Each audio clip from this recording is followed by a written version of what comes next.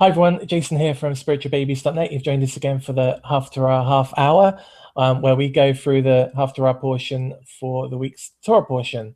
Joining us as he does every week is Rabbi Joshua Neely. Thanks for joining us again, Rabbi Neely. It's really awesome to have you here. Oh, it's always good. Looking forward to it again.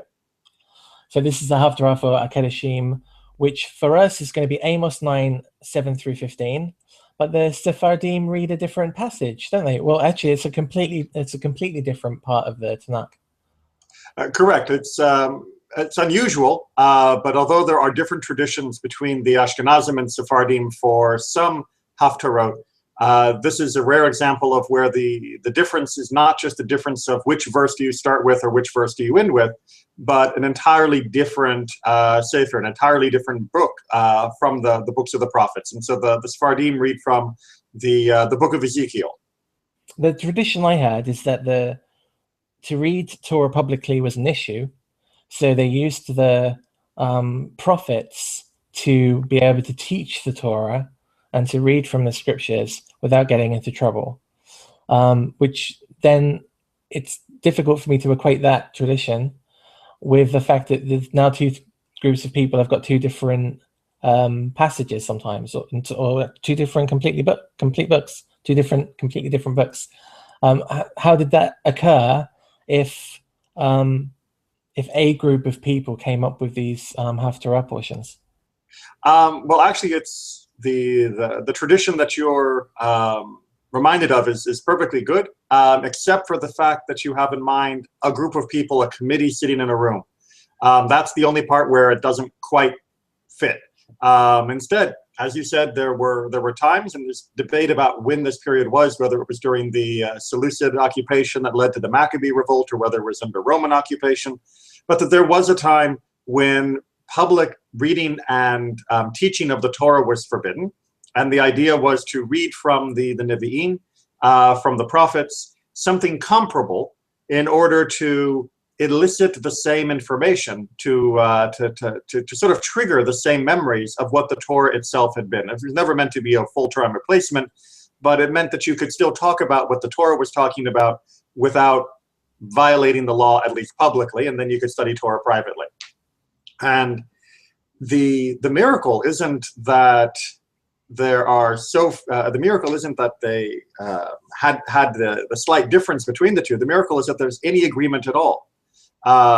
Because one of the things you find as you study Torah and the rest of the Tanakh, the rest of the Bible, is the rest of the Bible is a giant echo chamber for the Torah. It is easy to find verse upon verse upon verse and chapter upon chapter to match almost any section of the Torah. And the fact that there came to be only two main traditions, the Ashkenazim and Sephardim, should be stunning to us. And indeed, there is some historical evidence that for a long period of time, the selection of the Haftarah was entirely up to the rabbi or reader of the day. That they would simply get up there and nobody knew which section of the prophets they were going to read from as a partner to the Torah portion of the week. So the fact that we've settled on such a unanimous opinion for the most part is very stunning. But when you look through the selections, they really do provide such a perfect point and counterpoint, both balance as well as reinforcement to the Torah portion, which is what we're going to see from the Ashkenazim one in particular, but from the Sephardi as well. You can find something that works just about as well. I'm Ashkenazim, so I have to favor mine. But you can find one that works just about as well, and I'm sure if I studied it more, I'd agree it was 100% fitting in the same way. That's blown my mind. I thought that there was kind of a community decision that these are the ones we're going to use, but I didn't realize it was done so separately. Well, you're right. It is a community decision over the centuries.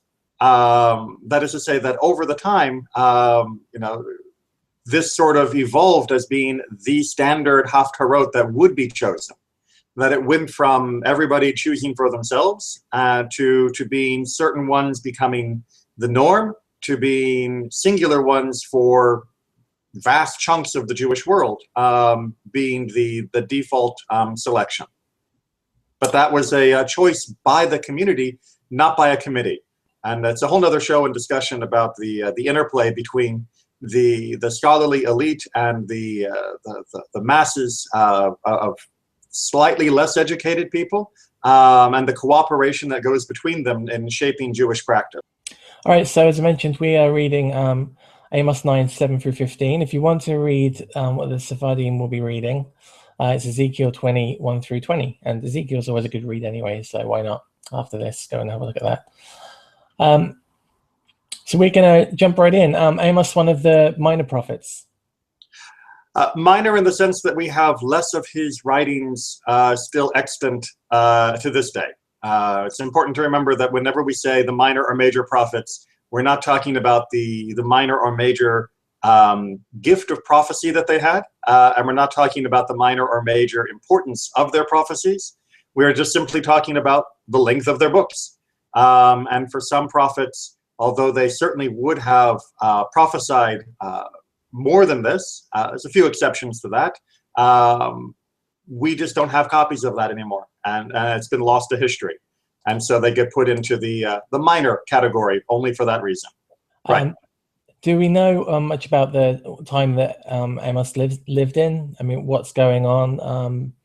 So we're gonna read through this, and we can see that there are references to certain nations which are going to come up. But what's happening within his timeline?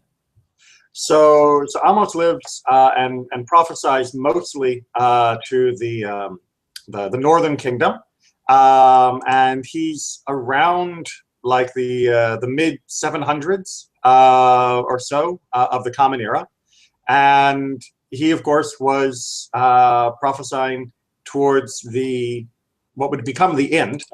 Obviously, the people in the kingdom didn't realize this. Towards the end of their reign, the full degradation and descent of immorality had become the norm in the northern kingdom. I mean, they'd always been going back and forth and flirting through the idolatry and immorality, but it was really becoming just a permanent state on the northern tribes, and that was what Amos was speaking out against, and has just we're going to go into it. Just the message of this Haftarah, although it is one of the shortest in the entire cycle of Haftarot, is stunning.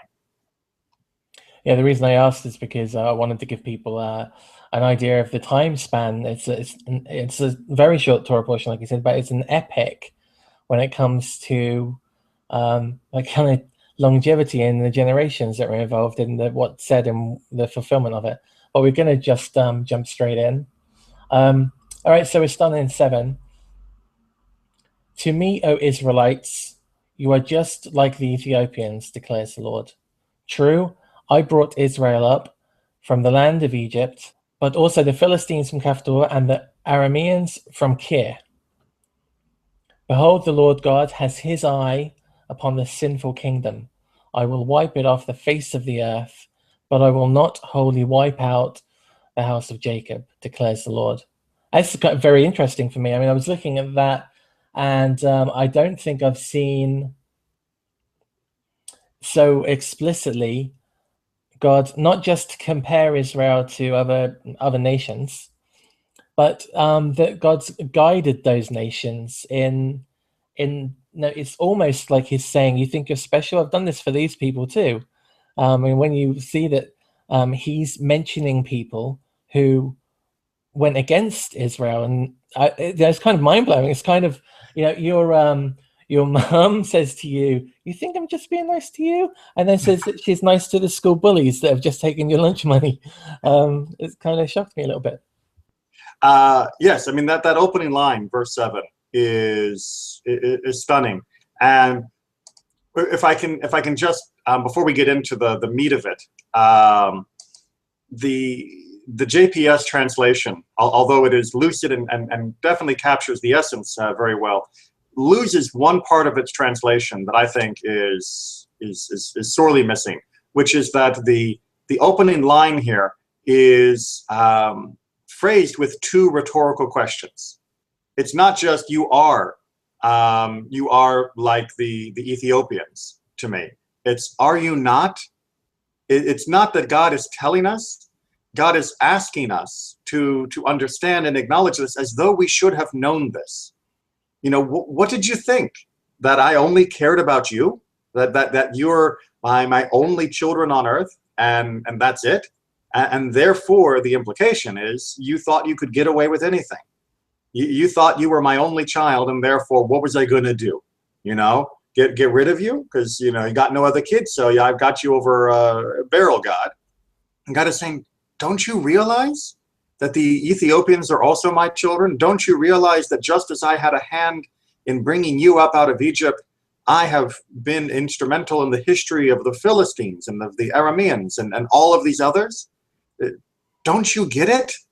And personally, I find the rhetorical in the Hebrew much more powerful than the more stale JPS translation, because it's really asking us to acknowledge the fact that we share God with the world, and that although we have a unique role and a unique destiny, we are not uniquely the children of God. Everyone is the child of God, and we have our particular role to play in the world, and how things unfold, and our own spiritual path. But it is not exclusive, and we shouldn't act as though it were exclusive, and we shouldn't act that exclusivity would then protect us from the repercussions of our behavior. When in verse 8 it says that God has his eye upon the sinful kingdom, is that a generic term for sinful kingdom, or is it explicitly mean Israel? No, it's talking about Israel. Certainly we can read it more generically, but here it's God as responding from verse 7, basically saying, because you are not unique in the sense that only you have a connection to me, don't think you can get away with stuff. I have my eye on you and your sins, and I am going to call you to account. Right, so when he says, I will wipe it off the face of the earth, but I will not wholly wipe out the house of Jacob, then my brain starts to wrestle a little bit, because Israel is the house of Jacob. So is he going to wipe it off or not? I think the easiest way to understand it, I would hate to say that there's only one way to understand the verse, but I would personally think the easiest way to read it is to say that the it of what's being wiped off is the mamlacha. It's the kingdom. It is the sinful kingdom of the northern tribes. But the house of Jacob, right, Beit Yaakov, that a remnant will always be preserved. So the political sovereignty and the embedded corruption that is found in the kingdom of the northern tribes is doomed. But the people, the members of the house of Jacob, without a kingdom, will still be preserved, always in some measure. That makes sense. So from 9, for I will give the order and shake the house of Israel through all the nations as one shakes sand in a sieve, and not a pebble falls to the ground. The way I would read it would be, all the sinners of my people shall perish by the sword. Who boast, never shall the evil overtake us or come near us. It's the who boast is a clause defining who the sinners are. It seems that from 9 on we've got the promise of an exile. What I'm curious about is the shall shake the house of Israel through all the nations. Is that placing the house of Israel in the nations, or is it saying that there's going to be a period when Israel is throughout the nations, and I'm going to shake them to find them? No, it seems to be implying more a notion of that Israel is going to be sifted through their time among the other nations. Okay. And that in that way, those that are most faithful, most devoted, most adherent to Torah will come through the sieve fine, or rather not come through the sieve, in the sense that the good stuff stays in the sieve and the bad stuff drops out below. And so the other nations are going to be kind of a shaking mechanism to sort the nation. A lot of the imagery used throughout the prophets is taken from farming, and as any farmer will tell you, you got to throw some energy into making things happen. You don't break open the grain. You don't sift the chaff from the kernels without shaking things up. And that's the metaphor that's being used here, that the destruction of the northern kingdom, and then, of course, we know from longer history, the destruction of the southern kingdom are going to be massive upheavals. But just as you throw the wheat up into the air and the grain falls and the chaff falls away, that's what's being used as a metaphor here. And that may reduce the overall numbers, but it will increase the overall quality of the nation. So this next part from 11 is kind of confusing for me as well, and get your input on it. In that day, I will set up again the fallen booth of David. I will mend its breaches and set up its ruins anew. I will build it firm as in the days of old, so that they shall possess the rest of Edom and all the nations once attached to my name, declares the Lord, who will bring this to pass.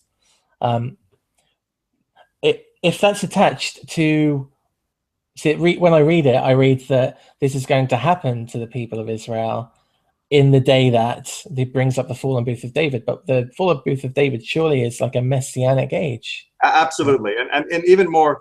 I mentioned this during the last Boundless Judaism course, but the code you will always find. Code. It's just a literary device.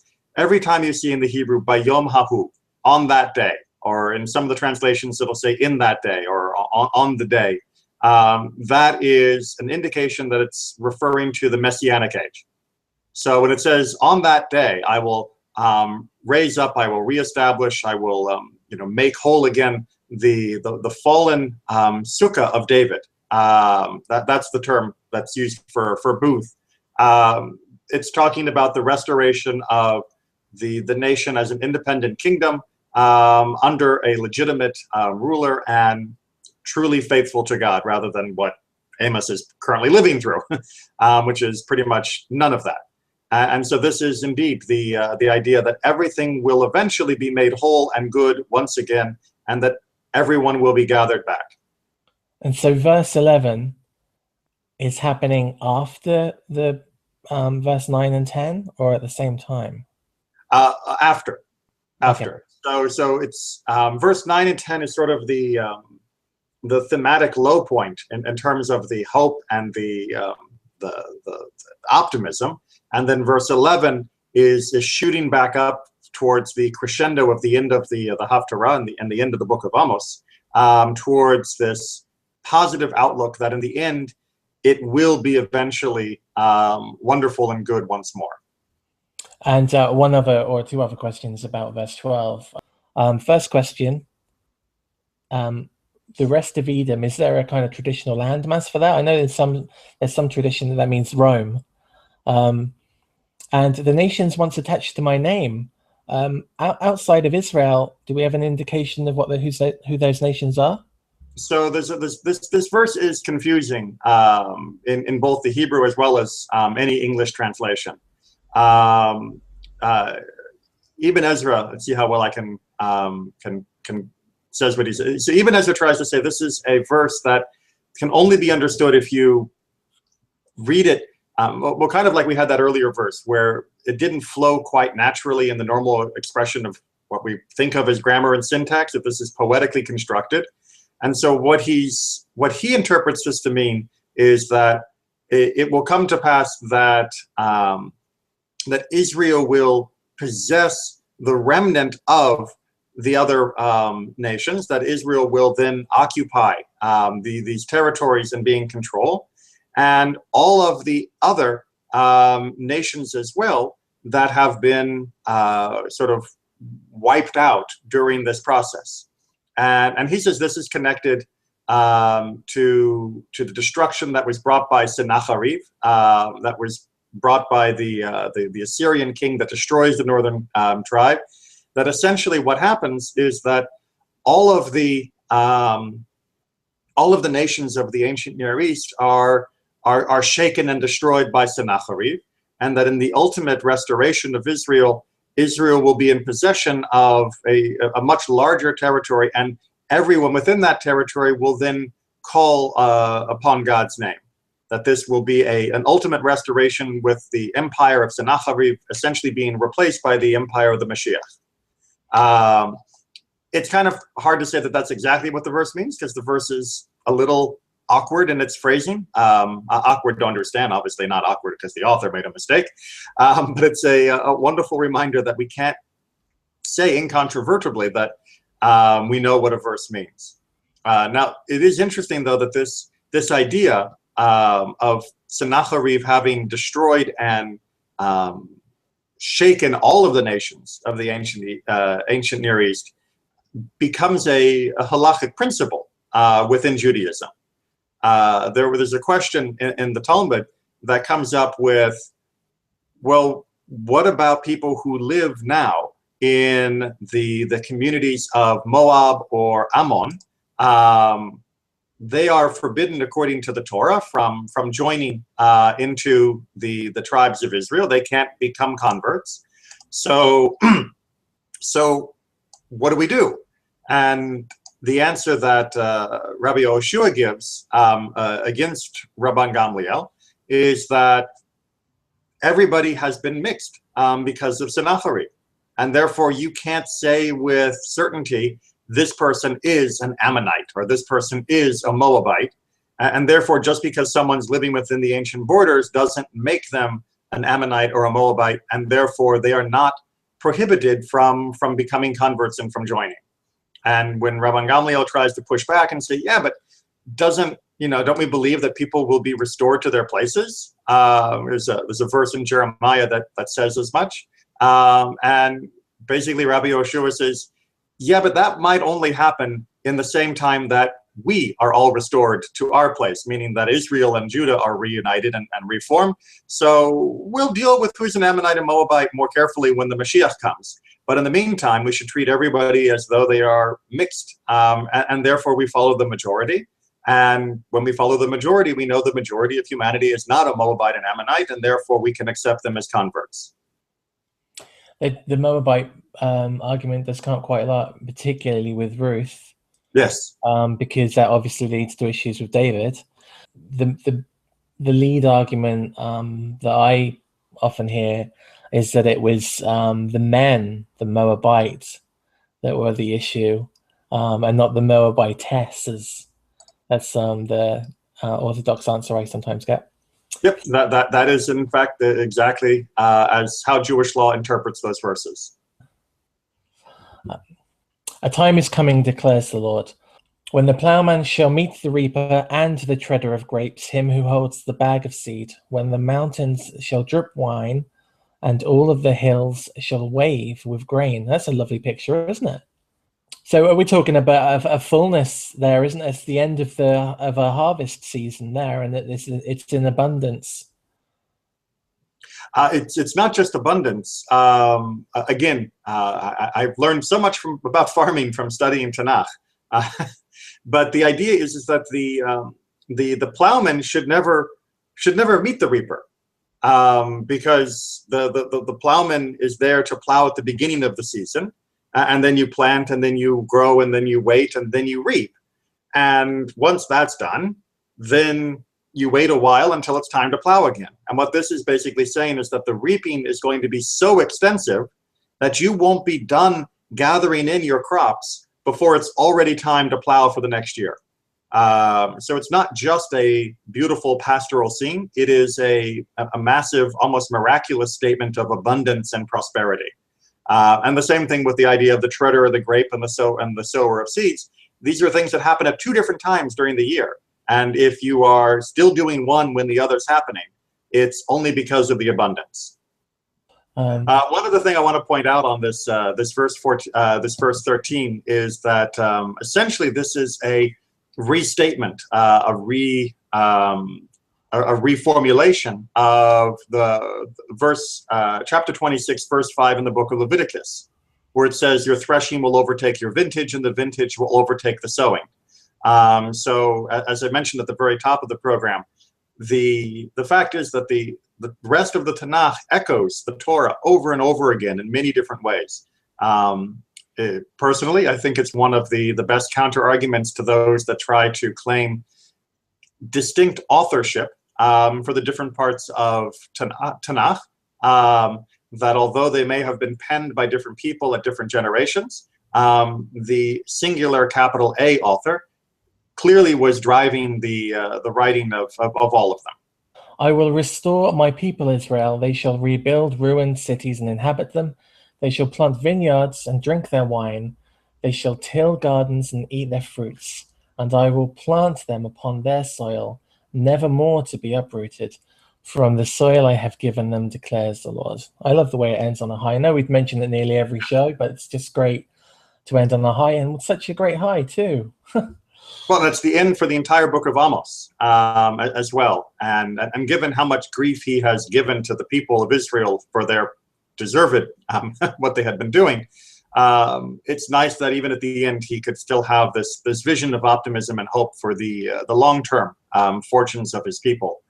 Now, verse 14 I always found a little unusual because, okay, they'll build their cities and they'll live in them. They'll plant vineyards and they'll drink their wine. They'll make gardens and they'll eat their fruit. That seems so normal to everyone. I mean, isn't that the usual way, right? If you build a house, you live in it. If you plant a vineyard, you're going to use it so you can drink. If you're going to plant a tree, you're going to eat the fruit. And yet for the Jewish people for 2,000 years, that was not the norm. It was very common to plant a tree and never be able to stay to eat the fruit because you would have been driven to a new land before you could.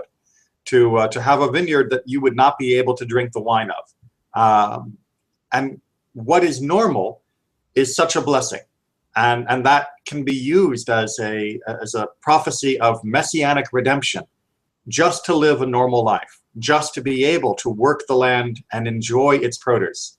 And it was visions like this that really inspired the earlier Zionists who settled the land and who worked it with their hands, just to be able to have that normal existence of living from the land of Israel without being driven from it and without fear.